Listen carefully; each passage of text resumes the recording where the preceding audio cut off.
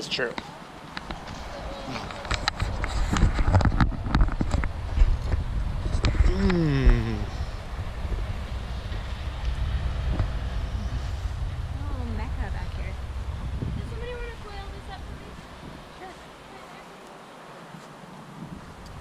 Where's my gloves?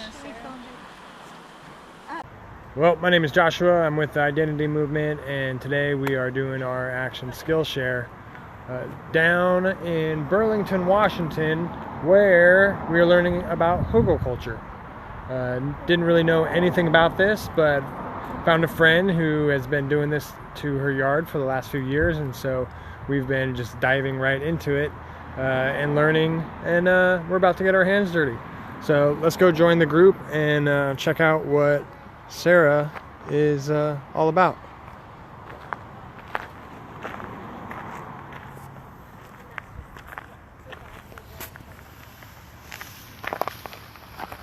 So we got Hugelkultur surrounding her property, and that's this large mound right here with debris and logs and sticks underneath it.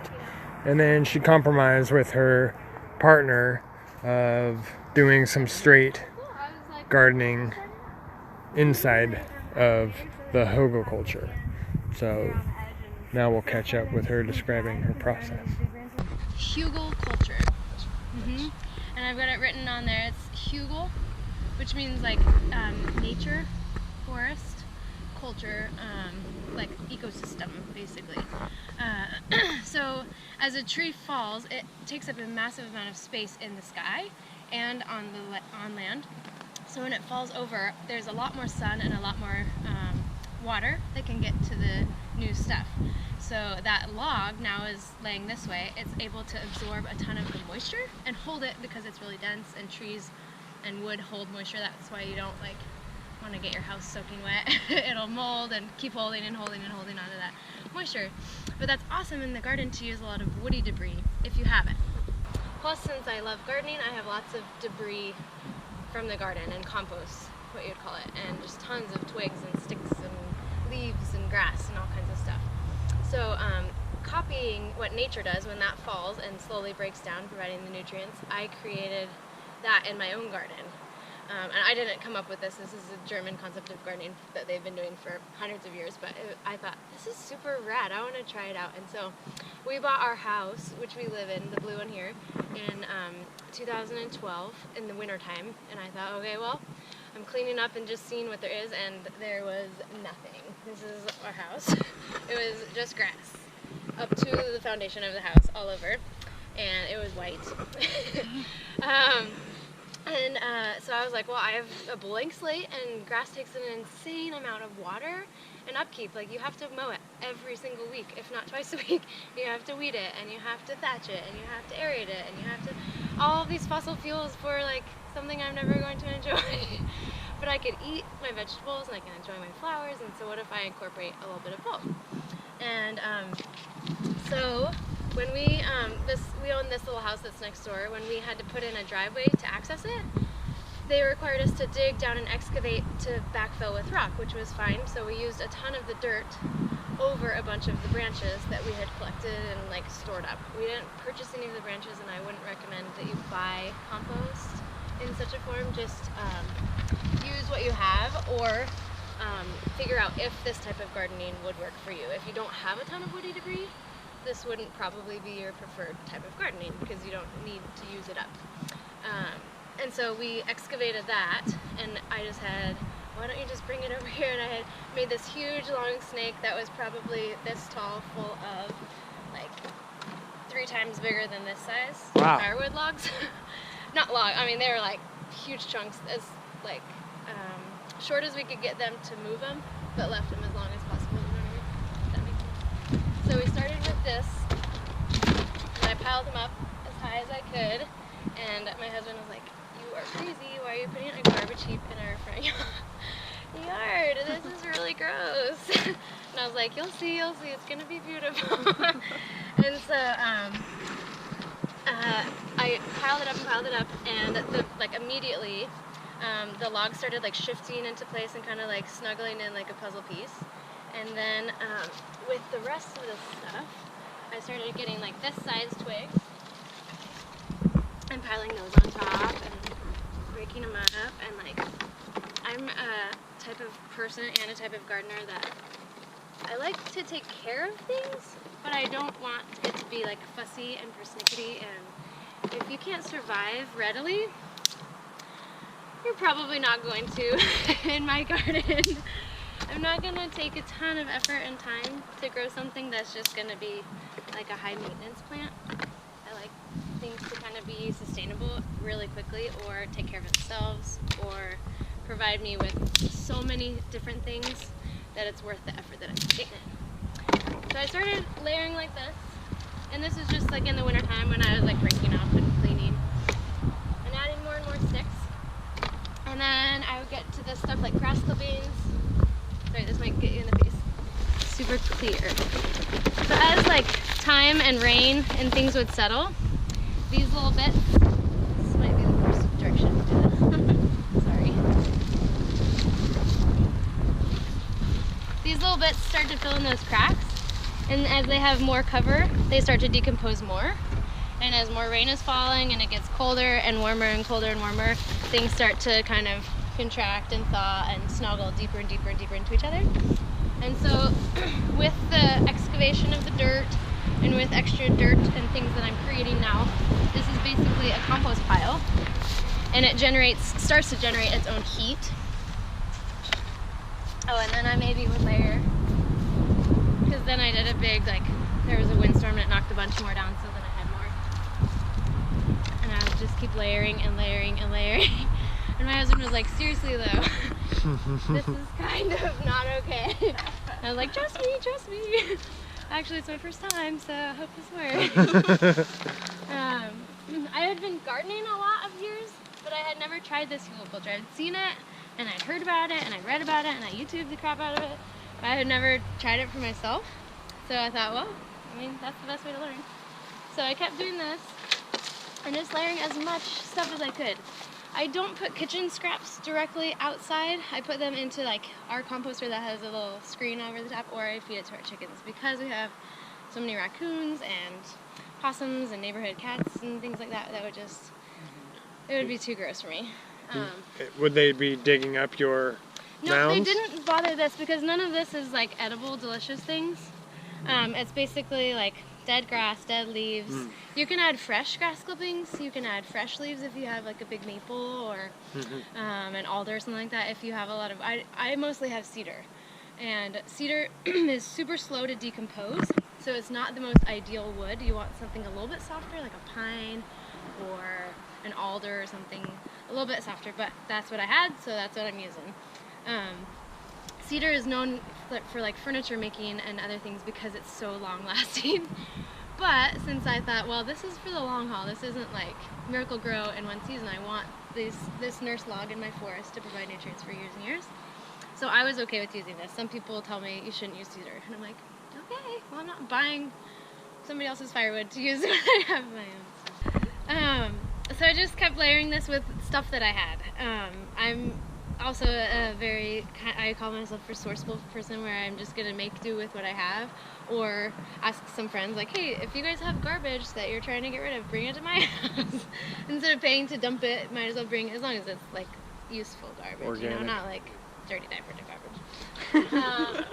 So I would just kept layering and layering, and things would settle so quickly. I was amazed at how fast, like I built as high as I possibly could without things like rolling off the sides, and how quickly it would settle. And then I'd add more, and it would settle again, and I'd add more. And I was just amazed, like even before I'd started planting things in there. Would the rain like be a huge factor in Yep, the rain settling? helps settle things, and composters, you know, worms, microbes, bugs, beetles, all those little creatures, moles, voles even, that are in the earth.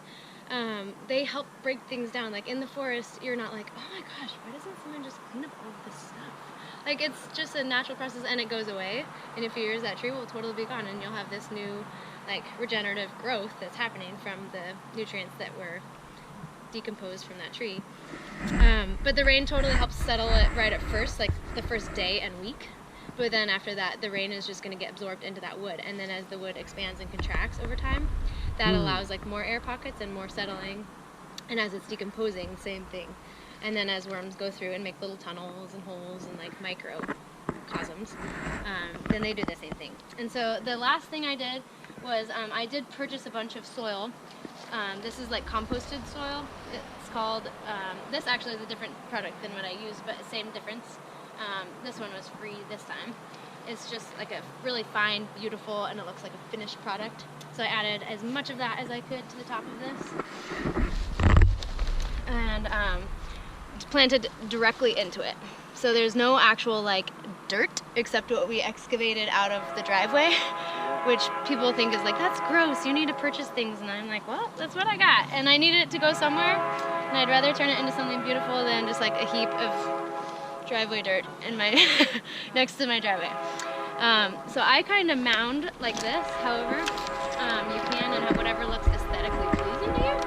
I've seen on the internet you can make square topped ones.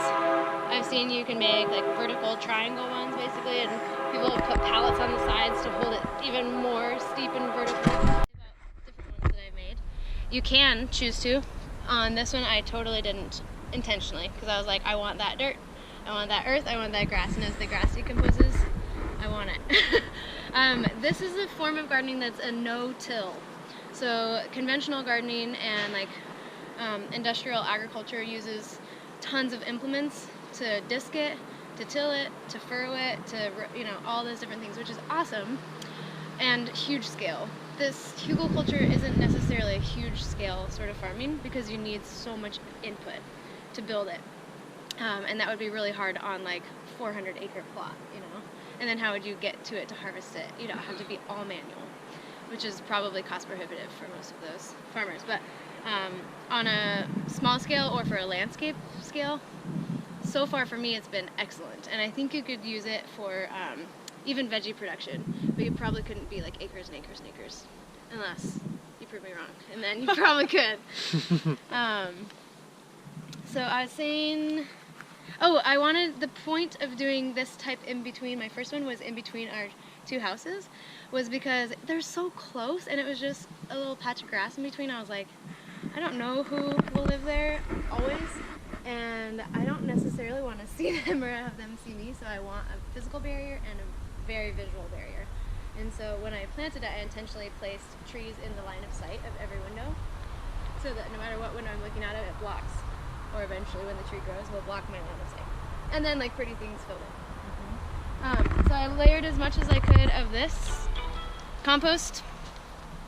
And you can compact if you want. I'm low maintenance. I want like the most amount of return for the least amount of effort. And so I just piled it up and piled it up and piled it up with buckets, with wheelbarrows. If I had a tractor or something and somebody let me borrow it, great. And I'd throw it on there and let things settle where they settled, and that was fine with me. Set it and forget it. What's that? Set it and forget it. Yeah, and it's kind of cool. Like immediately you could see things shifting and shaking and moving down. And like the berm right now, you can see is like, I don't know, maybe 2 feet higher than we were sitting. But when I built it, was probably 6. Wow. Like it was tall, and my husband was like, "This looks so weird." The city's gonna come knocking on our door. Right, and they have compost barrels for a reason, so you don't have to see it. It's just like, I really want to try this, and so I immediately planted it. And just like I was saying, I'm the sort of person and the gardener that I'm not going to spend a ton of money. I'm just going to use what I have and see what I can do to make do. And so the first year I had some plants, some grasses and some flowers and some things from other gardeners and from friends that they had given to me when we bought our home. They're like, here's for your garden. But that was definitely not enough because this was really, really, really long. And so then I planted like our veggies and like my little vegetable garden that I try to do every year in and amongst. And so I have some rhubarb in there. The first year I had all my potatoes, all my onions. I don't even remember all of the things. I put a bunch of edible things in there. I think I did a bunch of peppers and stuff. I'm going to pass these around, I'm sorry. So this is just an example. This was just in the spring after I had piled up all my shit all winter. Then I just planted it in the spring because that's when things start getting going and start growing, and all of my pots would need a place to be. So that was in April, and this is in May. Like hardly any of the dirt is able to be seen. Like it's mostly covered with something, which is wonderful for suppressing weeds, so it's less maintenance and I don't make it and leave it. And then also when you build a shape that's like this, you have twice or triple the amount of surface area as this. And so there can be something growing on all of the different sides, and the things on the tops and the sides help to collect the water and draw it in as well. If you have something here, the water's got to go to the lowest spot, so it's going to run off really quickly, or it's going to go beyond the roots really quickly. So if you have something to hold moisture where you need it, where the plants are, that's the best for the plant. So since I have all that wood in there, that's sucking in the moisture. And then since I have plants all along the side, they're like siphons to suck it into the center. And then that helps break it down, and the wood is holding tons of nutrients. It has a bunch of nitrogen and carbon and things that make up wood. And so as they're decomposing, they're providing the nutrients right there to where the roots are. So it's like a long-term sustainable way to fertilize, to cultivate, and to build soil. So this one's May. And then that was so awesome and so quick to like get started. By June, I was like, I need more. I need way more. And so there was just a tiny bit of dirt left over, and I had already like planted this, and it was growing. And so I was like, where could I put it? And the closest spot was just right there by the driveway. And I was like, well, I'll make another little visual berm to like lead you to the doorway. And so this didn't have a ton of wood, just maybe a little bit, because I had already used a bunch up. So I used some wood and then mostly just a bunch of the dirt left over, and then covered it with this topsoil. And then I didn't have any more plants, like flowering landscaping plants, so I just did veggies. I did tomatoes, dill, nasturtiums, I don't know what else, probably that's it. So I'm making that in June and planted it in July. And then it's huge. This is the berm that was right here, this one. You saw it was like in May, and then here's again in July. It's like flowering and ready to give me food and produce out of my garden. And then I planted that one in July, and then this is August. Like my tomatoes are already getting big and getting huge, and like this is an effective way to garden, Keith. I know it looks terrible, but I promise as soon as I get stuff in there, it'll look beautiful. And then it like grows things way faster than just planting them in where you had grass that has very little nutrients, and you're fighting back the grass from overgrowing your soil the whole time. So that's my little awesome non-techie slideshow of what it looks like. This was an example of how to build from big to small, and you can do as many layers as you want, and you can do whatever kind of layers that you have. So if you have a bunch of leaves, do a layer of leaves, or multiple layers. If you have cardboard, use cardboard.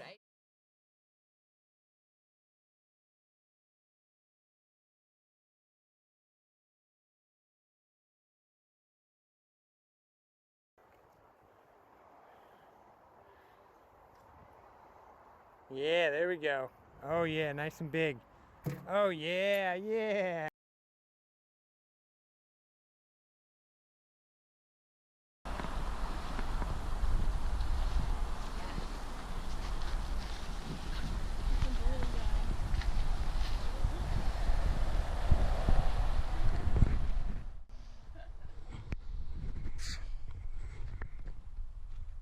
Cut out all of the old raspberries so that the new ones can grow better, and that was amazing. I didn't know that we could get that done in a day.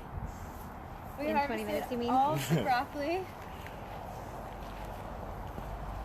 We cut some of the sunflowers, maybe if there were some. It's a little early yet. We picked the peas and the beans, even the purple ones, which are super cool. We ate some nasturtiums, which was fun, and you're welcome to try some more and put them on our dinner tonight. What we need to do before you go is we'll cut some sweet peas to put in your house, wherever you live, because they are super fragrant and smell amazing. I like to keep one in the bathroom, and one next to my bed. I pruned the tomatoes before you guys got here, sorry, but I did that today. We cut all the garlic scapes to make into garlic scape pesto. We picked all the blueberries. We harvested oregano. What else have we done? We, over here, did a ton of coffee.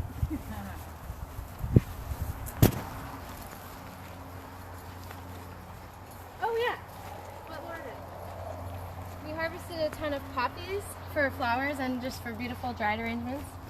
We harvested what's it called?